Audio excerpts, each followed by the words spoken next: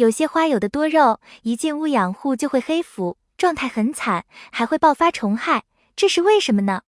这是因为风吹露宿的多肉本身很健壮，不惧直射光，不惧大风吹，不惧小虫侵害。可一旦进屋，外面的清风变成了室内缓慢的空气，多肉感觉闷，猛烈的阳光一下变得文文弱弱，多肉一点也感觉不到。外面不足挂齿的小虫子，在室内有了温暖可口的环境，就会放开的咬。于是负面条件全满足的情况下，多肉暴毙而亡。大家好，这里是花花世界的频道。所以进屋是对露养多肉的严酷挑战，习惯露养的多肉进屋更需要认真仔细的照顾。所以接下来花花就聊聊多肉室内养护到底该怎么养。室内养护的弊端。我们知道大部分的植物都要在白天进行光合作用，但是多肉植物却与之相反，它们是夜间吐出氧气。从这个角度来说，多肉适合室内养殖。但从多肉植物本身说起来，却没这么简单。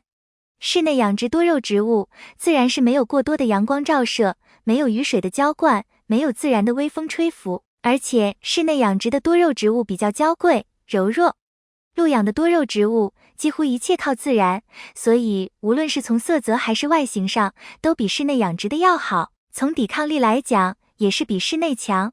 如果非要说优点，室内相比室外的唯一好处，大概就是环境稳定，冬天不用担心冻伤，夏天遮阴通风甚至降温都比较好解决，但光照是挥之不去的硬伤。室内多肉养不好的最主要原因就是光照质量，相比之下什么温差、通风、浇水都是末节了。虽然养不好，但是还是可以长很快的，长出一片菜色。所以花花建议室内养护只在非常时期进行，就比如寒冬和酷暑，其他时候最好露养。室内养护注意事项。多肉室内养护，我们不要把多肉放在电器旁，很多花友为了让家里看起来多些生机，就把多肉放在冰箱、电视、空调等旁边，而这些电器散发的热量很容易就灼烧叶片，对它的长势没有一点好处。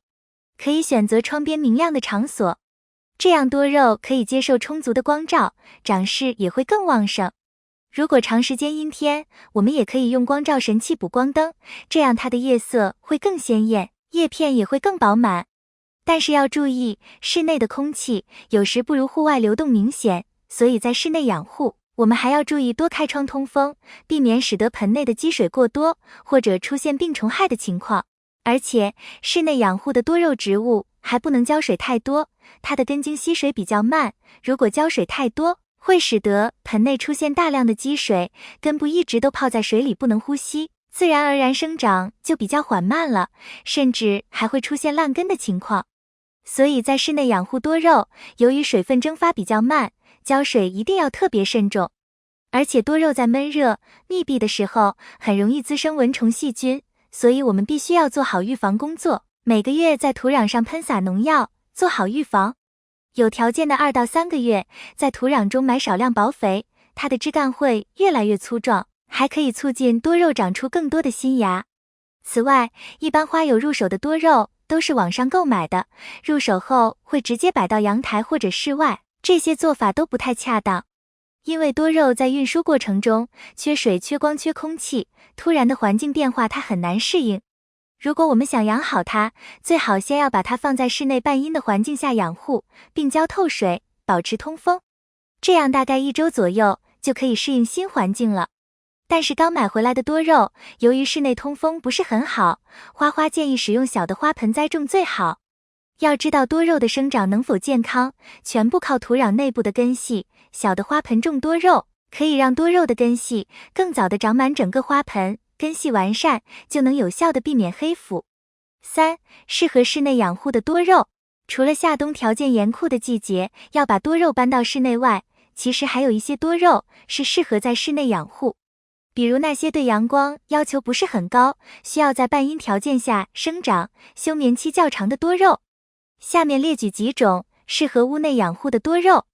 第一种爱之蔓，它属于垂钓型品种，它可是以浪漫而闻名的，这可是少数不喜欢阳光的多肉之一，大多数多肉品种都需要在阳光的照射下才可以生存，但爱之蔓是个例外。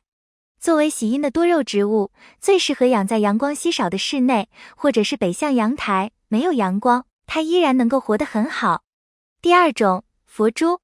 佛珠对于光照条件没有太多的要求，所以说将它放在阴凉处养护也是可以的。而且它最大的特点就是耐阴，如果将它放在阳光比较充足的地方，反而容易将佛珠灼伤，岂不是得不偿失？佛珠的叶子可以说是直戳人们的少女心，想必喜欢它的人一般都是被它的颜值所吸引，家里没有佛珠的可以入手了。第三种，12卷。比如说白银寿、金枝华锦这类多肉都是比较耐阴的品种，即使放在办公室光线比较弱的地方也是可以的。而且12卷系列很适合新手养，养护条件相对来说比较简单一些。第四种，兽类的多肉，像是水晶兽、康平兽这类多肉都属于兽类的多肉，它们拥有超强的生命力。当然，所有的多肉都不能长期养护在封闭的条件下，适当的给多肉通风还是非常有必要的。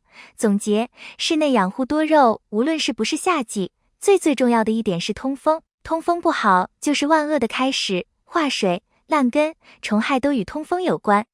所以室内养护可以多使用电风扇、补光灯这类小工具。今天要分享的内容到这里就结束了。分享的内容如果有错误和疏漏，还请批评指摘。关于多肉的养护，你还有什么问题？欢迎在评论区留言。如果你喜欢花花的内容，请点赞、关注、转发给更多人看到。感谢你的观看，感谢粉丝一直以来的喜欢和支持。我们下期见。